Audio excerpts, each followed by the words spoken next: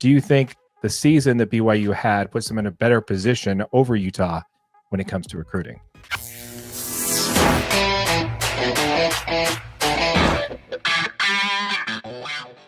I mean, it's definitely a very interesting point. And, you know, the recruit that brought us to this point is the highly touted tight end, Brock Harris, who, you know, just committed to the Cougars. And he had offers from Georgia, Oregon, Miami, Michigan, and obviously our Utes. This guy's a really talented player that, you know, that Utah usually does a really good job recruiting tight ends. And to see him choose BYU over Utah was a little bit concerning, right? Like this is the player that Utah usually gets. Is it going to affect it in the short term? Absolutely. I think that last year BYU obviously had a much better season, and we'll see how this year goes, right? Like we're not sure how BYU is going to look this year. It's very hard to duplicate that. BYU is going to have issues. I mean, they've got some good talent. They keep going, and they had they had a double-digit win season last year, which is very impressive, especially with a quarterback that you weren't sure. He kind of had a breakout season. I really do believe that the Utes were probably a quarterback away from being in the exact same position last year, right? They had talent all over the field. They had better position players in most spots than BYU actually did. You know, we had a better wide receiving core. We had a better offensive line, but we needed a field general last year. And you're throwing a freshman quarterback and Isaac Wilson in there and saying, just go out there and get us some wins. Go out there and just don't lose the ball game for us. But you can't do that with a freshman quarterback that's going to be like destined to make mistakes.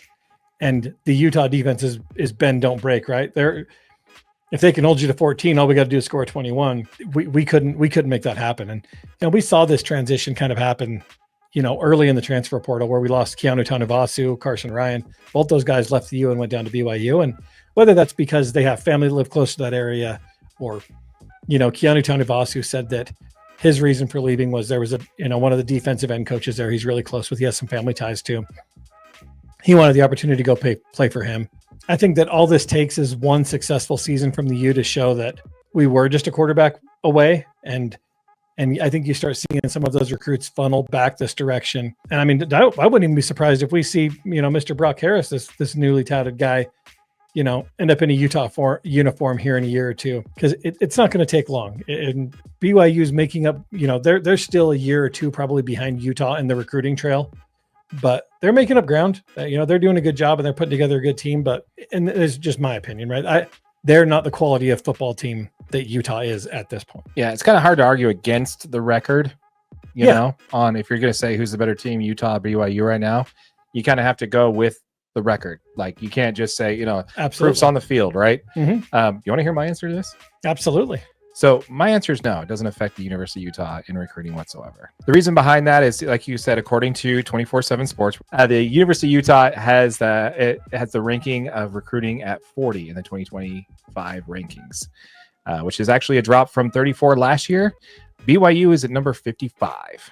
So in recruiting, 24/7 Sports does still have the University of Utah higher than BYU, which actually BYU, which is surprising, dropped down from 46. So they were actually much higher last year in recruiting as far as recruiting rankings go. While I do believe that this did help BYU in recruiting, absolutely, there's no arguing that, having an 11-2 season and, you know, just being a couple wins away from being in the college football playoff, it definitely does help them. But in the terms, does it make them the powerhouse in recruiting for the state of Utah? No, I still think that falls within Utah's realm because they, again, according to the national, you know, talking heads that know better than we do, Utah is still ranked higher than in the recruiting class. Yeah, so Utah's ranked 35th in the transfer portal rankings. BYU is not in the top 50. Yeah, I had to go down to 55 to see them. So they weren't in the top 50 in rankings and recruiting at all. Yeah, so transfer portal, Utah's actually still ahead of them as well. Yeah, and, you know, like you mentioned, Pineview High School star recruit Brock Harris is definitely going to be the one that jumped out to us that sparked this whole conversation.